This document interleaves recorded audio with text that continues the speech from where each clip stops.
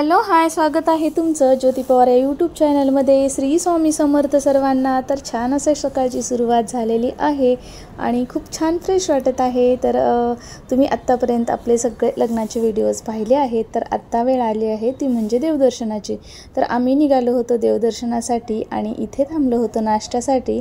तर आता माझ्यासोबत म्हणजे आमच्यासोबत तुम्हीही देवदर्शनाचा आनंद घ्या आणि तुम्हीही देवांचं सर्व दर्शन घ्या। तर छान आमचा नाश्ता झाला आणि आम्ही निघालो आहे आता देवताळ्यासाठी। देवताळा कुठे आहे तुम्हाला माहिती आहे का? तर चला आता जाऊयात आपण देवताळ्याच्या दर्शनासाठी। तिथे आहे आई म्हणजे आपल्या देवी आई आहे। तर तुळजापूरची देवी असं आहे, तसंच आपली देवताळची देवी आहे। तर आम्ही आलो आहे देवताळ्यामध्ये, पोहोचलो आहे आणि आत्ता देवताळ्यामध्ये आईचं आम्ही दर्शन घेत आहोत। तुम्हीही दर्शन घ्या व्हिडिओच्या माध्यमातून। तर आम्ही पाठीमागच्या साईडला आलो दर्शन घेऊन। तर इथे पाणी आहे आणि ही नदी आहे बरं का। तर या नदीमध्ये पाय धुवायचे, कोणी आंघोळ करतं आणि मग देवीच्या दर्शनाला जातं। तर आम्ही सकाळी डायरेक्ट इथे देवीच्या दर्शनासाठी आलो होतो, कुठेही थांबलो नव्हतो। नाश्त्यासाठी तिथे एक ठिकाणी थांबलेलो, मग आम्ही डायरेक्ट दर्शन घेतलं आणि पुढे आलो। तुम्ही पाहू शकता इथे पण छोटंसं मंदिर आहे खाली बॅक साईडला, जिथे पाणी नदी आहे तिथे। तर इथे महादेवाचं पण मूर्ती वगैरे होती, नंदी, तिथे दर्शन घेतलं। आणि तिथे आपलं दुसरं म्हणजे की दत्त महाराजांचं मूर्ती होती तिथे, ते मंदिर होतं, तिथेही दर्शन घेतलं। त्यानंतर पुढे आम्ही आलो तुळजापूरला दर्शनासाठी।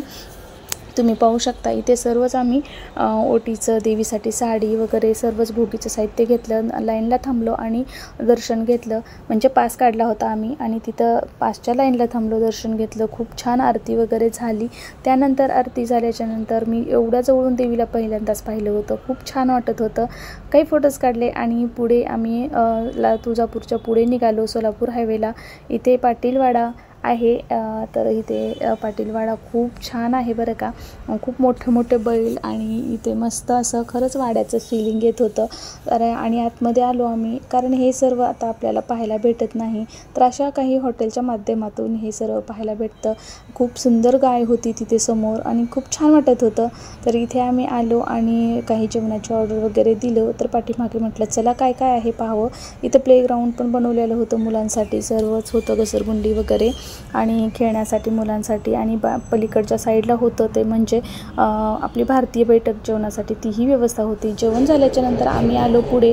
तर आम्ही आलो आहे मारडीला, यमाई देवीला। तर तुम्ही इथे मारडीमध्ये कधी आला आहात का ते मला नक्की सांगा। मी तर मारडीला प्रथमच आले होते, सोलापूरच्या तिथेच पुढे थोडे मारडी आहे। तुम्हाला माहीत आहे का नाही नक्की सांगा।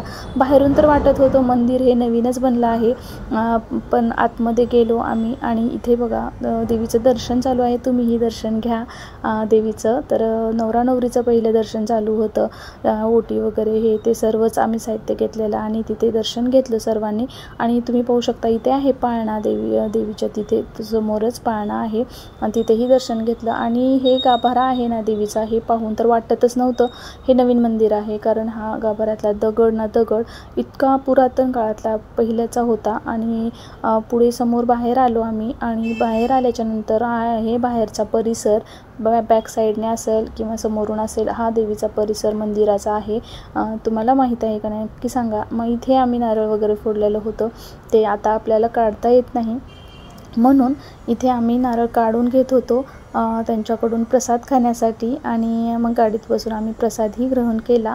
आणि खरंच हा पंचमीचा दिवस होता, त्या दिवशी नागपंचमीचा, त्या दिवशीचं दर्शन आमचं चालू होतं। तर खूप छान वाटत होतं। आणि त्यानंतर आम्हाला यायचं होतं अक्कलकोटला, तिथून आम्ही अक्कलकोटसाठी आलो। येता येता आम्हाला सायंकाळ झाली होती आणि सायंकाळ झाल्याच्यानंतर इथे असं येता येता मी इथे थोडंसं शूट घेतलं। प्रसाद वगैरे आपल्या स्वामी महाराजांसाठी हा प्रसाद इथे आम्ही घेतला। आणि त्यानंतर इथे आम्ही पुढे येऊन थोडासा वेट केला, कारण अभि आणि मामा गाडी पार्क करण्यासाठी गेले होते। आणि मग इथे आम्ही चप्पलच्या स्टँडवरती चप्पल वगैरे ठेवले आणि स्वामी महाराजांच्या दर्शनासाठी आम्ही आलो मंदिरामध्ये, दर्शन घेतलं। आणि इथे हा आहे स्वामी महाराजांच्या, इथे पादुका आहेत, फोटो आहे इथे।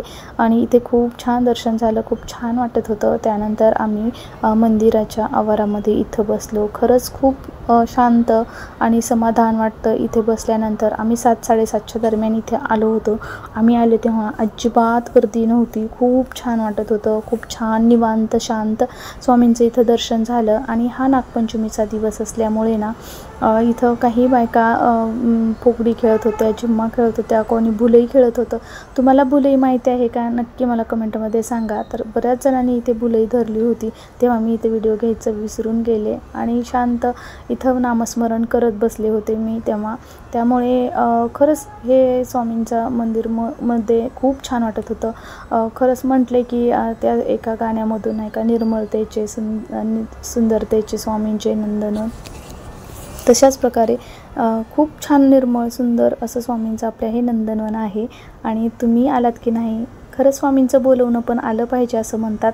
तर मागच्याच 2 महिन्याखाली एप्रिलमध्ये मी आले होते स्वामींच्या दर्शनासाठी आणि लगेच स्वामींनी मला परत हाक मारले आणि मी कशाच्या तरी निमित्ताने इथे आले. त्यानंतर आरती झाली. आरती झाल्याच्यानंतर आम्ही आलो अन्नछत्रामध्ये इथे प्रसाद घेण्यासाठी. खूप छान इथेच व्यवस्था होती अन्नछत्रामध्ये. मी प्रथमच इथे प्रसादासाठी आले होते. तर आपल्या पण लाईनमध्ये थांबायचं आणि तिथे ताटाचे असतात, तिथे मोठे टोपले, तिथून ताट वाटी घ्यायचं आपल्या पण स्वतः आणि इथे येऊन बसायचं. तर सगळी सेवा इथं जेवणाला वाढण्याची आपल्याला आहे. तर छान इथं सात्विकता होती त्या प्रसादामध्ये. खूप चविष्ट हा प्रसाद होता. जेवण होतं पोटभर आणि खूप सुंदर होतं. तर आम्ही ते जेवण केल्याच्या नंतर इथे दर्शन घेतलं. स्वामी महाराजांची मूर्ती दत्त महाराजांची होती. बाहेर पडलो आणि इथं कपिलेचं पण दर्शन घेतलं. काही जण फोटोज वगैरे काढत होते आणि आम्ही रात्री खूप उशीर झाला, तिथं काही मला शूट घेता आला नाही. 11-11:30च्या दरम्यान आम्ही पोचलो. पुणे भवनमध्ये आम्ही मुक्काम केला, हॉटेल आहे ते. आणि त्यानंतर सकाळी थोडंसं तुम्हाला शूट घेतलं आहे इथे. आणि त्यानंतर आम्ही निघालो. सुंदर सकाळच्या सुरुवातीनं आंघोळ वगैरे फ्रेश होऊन नंतर आम्ही निघालो आहे. आता अंदूरचं दर्शन राहिलं होतं. तर आम्ही अंदूरमध्ये पोचलो. अंदूरमध्ये खंडोबा आहे मामांचं, नळदुर्ग अंदूर म्हणजेच आपल्या खंडेरायाचं ते त्यांचं कुलदैवत आहे. आणि खरंच इथे अंदूरमध्ये आल्याच्या नंतर तुम्ही पाहू शकता किती छान मंदिर आहे. हे दरवाजे मोठाले आणि हे सर्व परिसर पाहून खूप सुंदर वाटत होतं. इथेच शाळा आहे त्या मंदिराच्या साईडला, म्हणजे मंदिराच्या साईडलाच असं एकच आवार आहे ते, जिल्हा परिषद शाळा पण आहे. आणि मग इथं मार्तंडाचा जयघोष करत आम्ही येळकोट असं म्हणत मंदिरामध्ये आम्ही इथे आलो. आणि भंडाऱ्याची उधळण हे सर्व पाहून खूप प्रसन्न वाटत होता. आणि छान सकाळची आमची ह्या दर्शनानं मार्तंडाच्या सुरुवात झाली. आणि दर्शन आम्ही घेतलं आणि इथे ओटीला घालत होते दुसऱ्या बायकांच्या. तर तो जो ओटीला घालत होता तो व्यक्ती म्हणत होता की पदरात नाही ओटीला घ्या. तर एवढ्या वयस्कर बायकांना पण सांगावं लागत आहे की पदर आणि ओटीतला फरक कळत नाही असं म्हणत होते. तर बॅक साईडने इथे आम्ही दर्शन घेतलं आणि शाळेच्या जुन्या आठवणी माझ्या जाग्या झाल्या ते बघून. आणि आम्ही त्यानंतर आलो आहे नळदुर्गमध्ये आलो आणि नळदुर्गचंही आपण दर्शन घेतलं. पण इथे नळदुर्गमध्ये देव नव्हता. आत्ता देव होता तो म्हणजे अंदूरमध्ये. ते तुम्ही तिथं पाहिलं आहे. काही दिवस देव तिकडे आणि काही दिवस इकडे असा असतो. तर ते आम्ही नळदुर्गचंही दर्शन घेतलं आणि पुढे आम्ही चाललो. ते म्हणजे कुठे तर तुम्हाला सांगतेच. तर किती छान वातावरण आहे तुम्ही पाहू शकता. खूप सुंदर. आणि काही दिवस झाले पावसाने विश्रांती घेतली आहे, पण हिरवळ तर झाली आहे खूप. आणि खूप ह्या पावसाचा पाऊस थोडासा येत होता, जास्त काही नव्हता. पण आम्ही आलो आहे आता डोंगरातल्या म्हसोबाला. आणि डोंगरातला म्हसोबा कोणाकोणाला माहिती आहे नक्की सांगा. तर बेलवाडी माझ्या मामाचं गाव आहे आणि त्यांच्याच त्या डोंगरामध्ये ते म्हसोबा आहे. त्या दर्शनासाठी इथे आम्ही आलो होतो. आणि ह्या म्हसोबावरती चाललेला होता तो म्हणजे सप्ताह काळातच दर्शनाचा योग आला आम्हाला. आणि विनेकरी इथेच होते आणि सप्ताहाचं वाचन असंच संपलेलं होतं. म्हणजे आम्ही 12:15च्या दरम्यान तिथे पोहोचलो होतो. तर सप्त्यातलं वाचन संपलं होतं आणि इथे आम्ही सर्वांनीच म्हसोबाचं दर्शन घेतलं आणि विनेकरी यांचं वगैरे दर्शन घेतलं. आणि ह्या बेलवाडीतल्या सगळ्या बायका इथं स्वयंपाकासाठी आलेल्या होत्या. इथे चालू होतं सप्त्याचा स्वयंपाक आणि भाज्या चपात्या वगैरे भात हे सर्वच इथं स्वयंपाक चालू होता. आम्हालाही सर्वजण म्हणत होते जेवण करून जावा, प्रसाद घेऊन जावा. तर आम्ही इथे काही प्रसाद घेतला आणि इथून आम्ही सर्वच बायका बघा चपात्या करण्यात मग्न होत्या आणि काही ओळखीच्या होत्या, काही नवीन होत्या, तर सगळ्यांशी गप्पा वगैरे मारल्या आणि आम्ही प्रसाद घेतला सोबत आणि आम्ही इथे निघालो आहे. आता जायचं होतं गावात जे मामांचं घर आहे तर तिथल्या देवांचं दर्शन, मारुतीच्या मंदिराचं दर्शन घ्यायचं होतं. तर जाता जाता असा व्ह्यू कॅप्चर केला आहे. किती सुंदर इथं व्ह्यू आहे, तुम्ही पाहू शकता. मिनी शिमलाच वाटत आहे मला तरी ह्या हिरवळीमध्ये. आणि हे मेंढरं वगैरे चरत आहेत गावातली. इथे नदी आहे, म्हणजे नदी तळं आहे. हे शेततळे गावाच्या अवतीभोवती 2 तळे आहेत आणि हे तळ्याचं वातावरण, हा हिरवागार निसर्ग आणि हे बघा मेंढरं चरत आहेत. तर असं वाटत आहे ना की मिनी शिमलाच आहे. तर मला तर खूप छान वाटत होतं. आणि बघा इथे सर्वांनी शेती एवढी सुधारणा केलेली आहे. बऱ्याचशा इथं द्राक्षाच्या बागा पाहायला मिळाल्या. पूर्वी बरेच दिवस झालं होतं मला बेलवाडीला येऊन, तर पूर्वी इतकं काय नव्हतं की शेती डोंगरात भरपूर आता शेतीची सुधारणा झालेली आहे इकडे. आणि इथे आमचं दर्शन झाल्याच्या नंतर गावातलं मारुतीचं दर्शन झालं आणि तिथं भेटले मोठे मामा. तिथंच मग अभिना आणि प्रणालीने त्यांचं पाया पडले आणि त्यानंतर मामा मला म्हटले चल घरी जाऊन आले मी. आणि जाता जाता मामा दुसऱ्या मामांच्या घरी तिकडे सोडायला आले.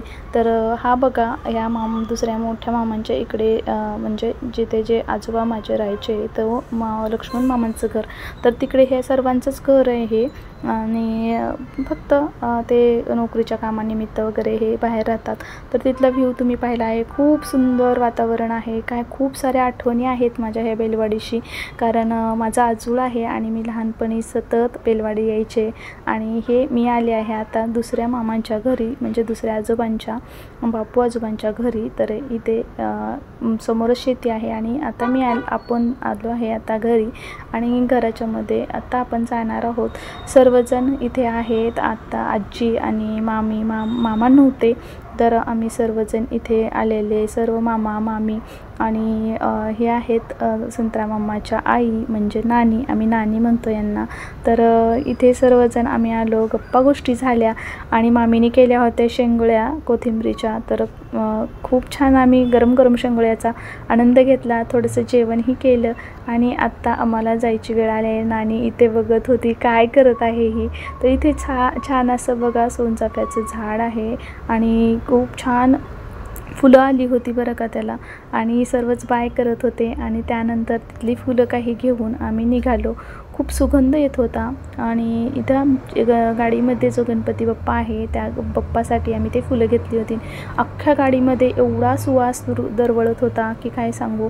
खूप छान प्रसन्न वाटत होतं. तिथून पुढे निघालो आम्ही आणि कुंतलगिरीला आलो. थोडासा पाऊस येत होता आणि मग मामांनी इथं खवा आणि खाण्यासाठी वेपर्स वगैरे असं घेतलं आणि पेढे पण घेतले गरम गरम खाण्यासाठी. आणि खवा घेतला होता तो म्हणजे जामून बनवण्यासाठी. त्यानंतर आम्ही पुढे आलो गंधर्व हॉटेल आहे हे बघा. त्याचा गंधर्व हॉटेलचा व्ह्यू किती सुंदर आहे.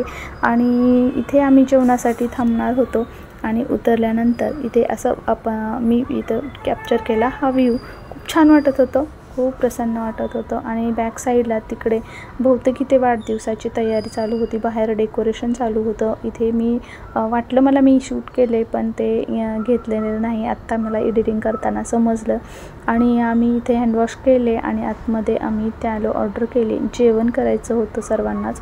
तर खूप छान हॉटेल होतं आणि इथली चवही खूप छान होती. आम्ही इथे जेवण केलं. असा व्हिडिओ होता. आवडला